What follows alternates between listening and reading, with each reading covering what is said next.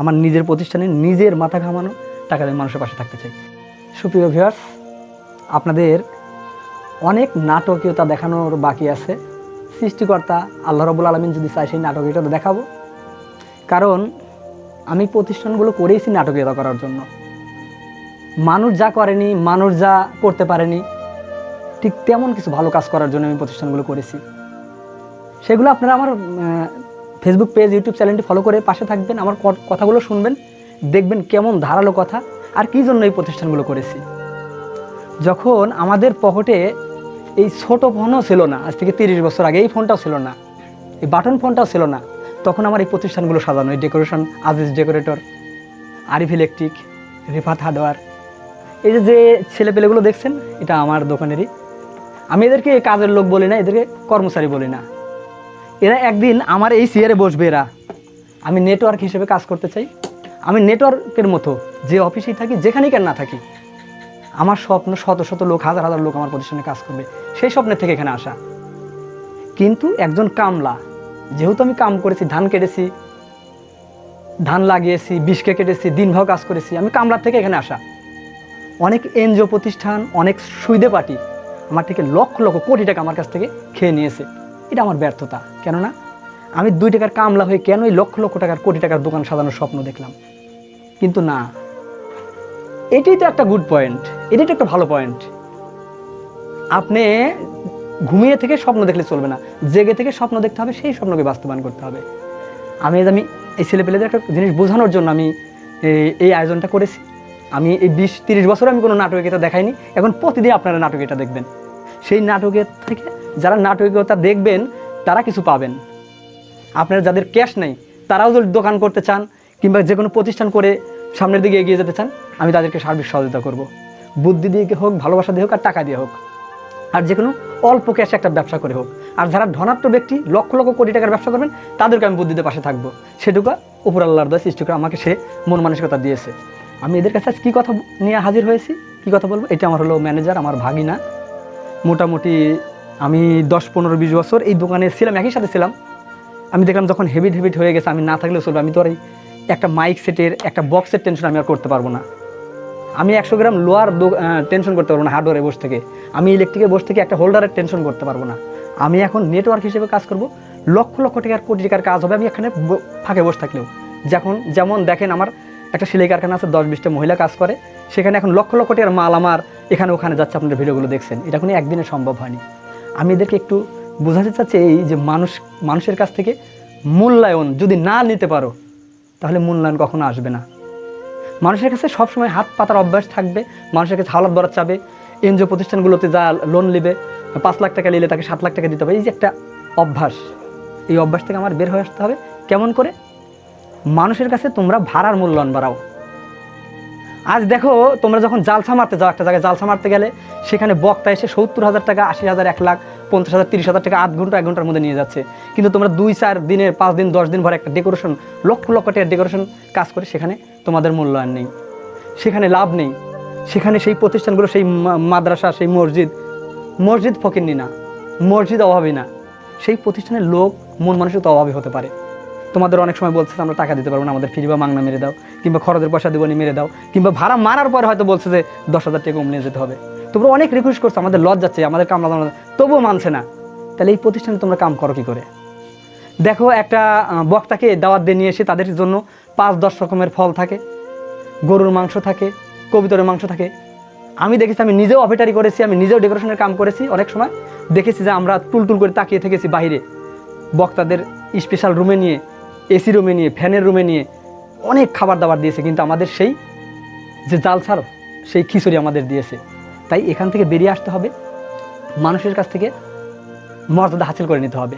প্রত্যেকটা ভাড়ায় লাভ করে ব্যবসা করতে হবে, প্রত্যেকটা ভাড়ায়। সেটা ট্যাগেল দেবো, সৃষ্টিকর্তা আমাকে দেওয়া হবে, আমি ট্যাগেল দেবো। একটা ভাড়া লস দিয়ে দেওয়া যাবে না, একটা ভাড়াও না। আজ দেখো, যখন তোমরা একটা অভাবী গরিব মানুষের বাসায় কাজ করতে যাও, দেখো কি সম্মান। আমিও যদি বেড়াতে যাই, কি সম্মান। অনেক সময় তোমাদের বলে যে ভাই খাওয়া দাওয়া হয়েছে, তাড়াতাড়ি খেয়ে নাও। যখন মাল ভেঙে নিয়ে চলে আসতে লাগো, তখন বলে ভাই খাওয়া দাওয়া হয়েছে, দুপুরে খাওয়াটা খেয়ে যাও। কিন্তু একটা অনেক ধনাট্য বাড়িতে গেলে এই সম্মানটা আমরা পাই না। অনেক সময় বলেই, মানে ভাঙিয়ে যেদিনকে কাজ ভেঙে নিয়ে আসবো, সেদিনকে অনেক সময় আমাদের সাথে কথা বলতে চায় না। খাবার দিতে চায় না। জালসা প্রতিষ্ঠানে গেলে অনেক জায়গায় এমন হয়। এই জন্য আমরা সামনের দিনগুলোতে তোমাদের আমি একটা হুকুম দিচ্ছি, অসহায় গরিব মানুষের আমরা পাশে থাকবো। আমাদের ব্যবসা প্রতিষ্ঠান দিয়ে হোক, টাকা দিয়ে হোক, বুদ্ধি পরামর্শ দিয়ে হোক। যেহেতু অসহায় গরিব মানুষ মধ্যবিত্তরে আমার সাথে ভালো ব্যবহার করে, আচার ব্যবহার করে। আজ দেখো জালসা ঈদগাহ মাঠের অনেক প্রতিষ্ঠানে, ধনাঢ্য প্রতিষ্ঠানে 2-4-5 দিন ভরা ঘুরে ঘুরে আমাদের টাকা তুলতে হয়। সেখানে 2-4-5-10 হাজার অনেক সময় কম দিয়ে দেয় যে আজ মাদ্রাসা ঈদগাহ মাঠে আদায় হয়নি। কিন্তু আমরা প্রতিষ্ঠানগুলো কেমনভাবে চালাই, তোমাদের আমরা কেমনভাবে বিদায় করি, তোমাদেরকে 2 টাকা কম দিতে পারি আমরা। তাহলে আমরা এখন থেকে মানুষের পাশে থাকার চেষ্টা করব। আমি তোমাদের ছোটোকাল থেকে আমার মন মানসিকতা ছিলাম বস হিসেবে থাকবো। আমার মন মানসিকতা ছিল যে সৃষ্টিকর্তা হয়তো 10 জনের একজন আমার বানাবে। আমার আব্বা পরমান কী করতো, শত শত লোক, হাজারো লোক থাকতো তার পিছনে। আমি ছোটোকাল থেকে মনে করছিলাম যে আমি এমন একটা ব্যবসা করব, আমার শত শত লোক আমার পিছনে থাকবে। সৃষ্টিকর্তা আমাকে এমন একটা প্রতিষ্ঠান দেবে, আমি পরমান কী করবো না, আমি পরের মালিক হতে চাই না। আমি পরের একটা রাজনীতি করে টাকা পয়সা ইনকাম করে কিংবা যে কোনোভাবে সেখান থেকে 2টা 10টা 5টা চা মানুষকে খাওয়াবো কিংবা কর্মচারীর বিল দেবো, মানুষ বলবে যে ওই প্রতিষ্ঠান না। আমার নিজের প্রতিষ্ঠানে নিজের মাথা ঘামানো টাকা দিয়ে মানুষের পাশে থাকতে চাই। তোমরা এখন থেকে যে বাড়িতে যাও, যেখানেই যাও, সেই বাড়ির আশেপাশে এতিম দুস্থ কোনো অভাবী মেয়ে এবং ছেলের বিয়ে যদি বেঁধে থাকে, যদি চোখে জল আসে, তাহলে সেই সব বাড়িতে ফ্রি কাজ করে দেবো। এটা তোমরা ধীরে ধীরে তোমরা এই জিনিসটা প্রচার চালিয়ে যাবে। আর বিশেষ করে হলো যে আমি আল্লাহ রাব্বুল আলামিন কোথা থেকে আমাকে টাকা দিবে সেটা আমি আল্লাহর সাথে আমি চেষ্টা করবো জ্যাক লাগানোর। কিন্তু প্রত্যেকটা প্রতিষ্ঠান চলতে হবে প্রতিষ্ঠানের মতো গুম গুম শব্দে। এই প্রতিষ্ঠানে আরও শাখা পোশাখা বের হতে পারে, হার্ডওয়্যারের আরও শাখা পোশাখা বের হতে পারে, ইলেকট্রিক দোকানের আরও শাখা পোশাখা বের হতে পারে। আমি পার্সোনালিটি একটা দোকানে বসে থাকবো না, আমার শখ। এইখানে তোমাদের মতো একজন হেড বসে থাকবে, তার পিছনে 10-20 জন 50 জন থাকতে পারে। হার্ডওয়্যারে একজন থাকবে, তার পিছনে 10-20 জন শাখা পোশাখা বের হতে পারে। ইলেকট্রিকে তাই, সেলাই কারখানাও তাই। আমি চাচ্ছি যে তোমাদের দ্বারা আমার যেহেতু লোক নিয়ে চলার শখ, যদি একাকিত্ব হয়ে যায়, যদি আমি নিঃস্ব হয়ে যাই, যদি আমি গার্মেন্টসে চলে যাই, হয়তো আমার আল্লাহর কাছে সেই চাওয়াগুলো আমার পূরণ হলো না। আমি তোমাদের নিয়ে আমি সামনে থাকবো, তোমরা আমার পিছনে থাকবে। সামনের দিনগুলোতে আমরা অসহায় গরিব মানুষের দিনে কাজ করতে চাই, এটা তোমরা খেয়াল রাখবে। আর প্রত্যেকটা বাসা বাড়িতে যাবে, যেখানে সম্মান পাবে সেখানে কাজ ধরবে, যেখানে নগদ নগদ টাকা পাবে, যেখানে তোমাদের মূল্যায়ন করবে, যেখানে 10-20-50টা কর্মচারী চলে, এখানে 2 টাকা ভাড়া দিলেও আমাদের লস নেই। এখানে যদি আমরা ভাড়া নিই, অনেক সুন্দর সুন্দর জিনিস পাবো, কোয়ালিটি পাই। আজিজ ডেকোরেটরের একটা মান আছে, একটা সুনাম আছে, ওর একটা ওয়েট আছে। যদি এই লোভে, এই ভালোবাসায় মানুষ আসে আমাদের ভালো ভালো কাজ করায়, লক্ষ লক্ষ টাকার কাজ করায়, সুনামধন্য কাজ করবে, সুনাম থাকবে। আমি তোমাদের পাশে নিয়ে সামনের দিনগুলোতে আরও বড় কিছু করে দেখাতে চাই। আমি অসহায় গরিব মানুষের আমি অনেক অ্যাড দিচ্ছি, এটা আমরা পর্যবেক্ষণের মাধ্যমে দেবো। তোমরা 10-20 জন আসাও, আমাদের সমাজে হয়তো আমাদের ছোটো ভাই আছে, আমার আত্মীয় স্বজন আছে, তাদের সাথে বসে একটা হয়তো অসহায় গরিব মানুষের কথা বললে আমরা সেটা বিবেচনা করে যদি দেখি যে হ্যাঁ দেওয়া যায়, কোয়ালিটি পাই এবং সেখানে দিলে আমরা খুব খুশি হতে পারবো। সেরকম ধরনের লোকের বাড়িতে আমরা ডেকোরেশন এখন ফ্রি দেবো, অসহায় গরিব এতিমদের পাশে। আমরা যেখানে মূল্যায়ন থাকবেন সেখানে আমরা ব্যবসা করবো না। প্রতিষ্ঠান অনেক ছেড়ে দেওয়া লাগে, ছেড়ে দাও। যেখানে মূল্যায়ন নেই, যেখানে টাকার জন্য ঘন্টার পর ঘন্টা বসে থাকা লাগে, সেখানে টাকা সম্মানের কাছে চাইতেই পারি না আমরা, এত বড় বড় মাপের লোক বসে থাকে। এই জন্য আমরা অসহায় গরিবদের, যারা আমাদের সম্মান করে, যারা 2-4-5-10 হাজার টাকার মাল নিয়ে মনে হয় অভাবের মতো যে ভাই মনে টেকাই দিতে পারলাম না, ভাইদের মনে আপ্যায়ন করতে পারলাম না, আজিজ ডেকোরেটরের লোক এসেছিল কি না জানি বলবে, এইসব লোকদের আমরা কাজ করতে চাই। এমন ধরনের লোকের কাজ করতে চাই না যাদের যা আমাদের গোলাম হয়ে থাকা লাগে, টাকার জন্য টুলটুল করে বসে থাকা লাগে, 4-5 দিন হলো ঘোরা লাগে। অনেক ধনাত্ম ব্যক্তি, অনেক বড় মাপের লোকের জন্য আমরা টাকাই চাইতে পারি না। এরকম ধরনের কাজে আমার প্রয়োজন নেই।